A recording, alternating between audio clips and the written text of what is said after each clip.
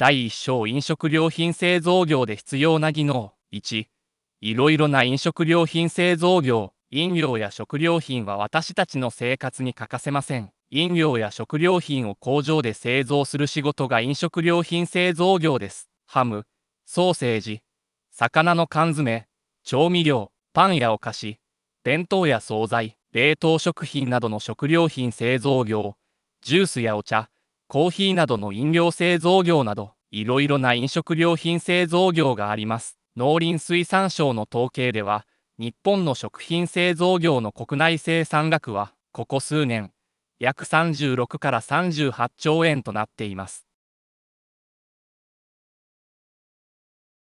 2、飲食料品製造業特定技能1号で必要な技能。飲食料品製造業特定技能1号の在留資格者が働く業種は、畜産食料品製造業、水産食料品製造業、調味料製造業、パン、菓子製造業、惣菜製造業、冷凍調理食品製造業、清涼飲料製造業などがあります。どの業種でも、食品衛生と労働安全の知識と技能が必要となります。1、食品衛生。衛生とは命生命を守ることです。食品衛生とは、食品を食べて、人が病気にならないこと、怪我をしないことです。食べた人が病気になったり怪我をしないように食品を作る、管理することが、食品製造の衛生管理です。食品の衛生管理が十分ではない食品、安全ではない食品を食べた人は、病気になったり、怪我をします。